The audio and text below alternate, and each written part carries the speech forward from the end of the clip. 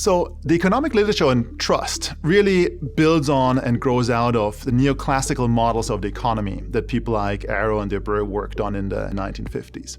Now, in these kind of models, by design, there's no role for trust because either the market participants can verify the quality of the product on the spot, or they can costlessly and perfectly contract with each other.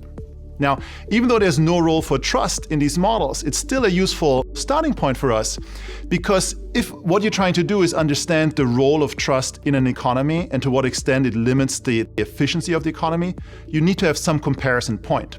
Because if what you're trying to do is understand to what extent the lack of trust limits the efficiency of markets, we need to compare that to something. And a natural comparison point is an economy in which there is no lack of trust. The other reason for why these neoclassical models are a useful starting point for the literature on trust is that they highlight the fact that there is no role for trust if contracting is perfect. And so to understand trust, we first have to understand the limits of contracting. That's what brings me to the literature, the economic literature on contracts.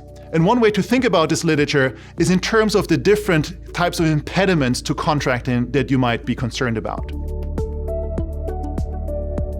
One of them, one that's probably less well known in the literature, but I think important in the current context, are problems with enforcement. So suppose that a state, the government doesn't enforce contracts or doesn't do so efficiently, then what do we do? Here, Diego Gambetta has this fascinating book about the origins of the Sicilian mafia, in which he argues that the core function, at least initially, of the mafia was to serve as essentially a contract enforcement agency that regular business people would go to when they're trying to write a contract in which they're committing themselves to some future action. Other strands of the literature look, for instance, at just the cost of writing contracts. So suppose there's no problem with having contracts enforced, but writing contracts itself is costly. And so my colleague Ron Dye here at Kellogg wrote one of the first, if not the first paper on costly contracting, essentially. Then there's the enormous literature on essentially endogenous contracting costs, where contracting is costly because the parties can either take hidden action or there's a problem with hidden information. And then finally, there's a strand that looks at what we call incomplete contracting. That is, it's trying to capture the idea that sometimes we're simply not able to describe in words the kind of product or service that we're trying to trade later on. And so once we understand the limits to contracting, we can start talking and thinking about trust and the role of trust in the economy. And here there are really two literatures. The first one essentially assumes that there's at least a small number of sellers who, for whatever reason, are committed to selling a good product. They're committed to keeping their promises. And then the question is, what's the implication of the presence of these good type sellers, if you want, for the functioning of markets? Now, one set of papers, which is called a Gang of Four papers, is concerned with the incentives of the bad types, if you want, the ones who are not committed to always doing the good thing, to mimic the good agents. And so I'm trying to understand to what extent is this mimicking behavior possible and how does it affect the functioning of markets? So if the literature on reputation games is about good agents, the literature on repeated games is about good incentives. And so here the starting point is to not assume that they're good agents. Everybody just does what's in their own best interest.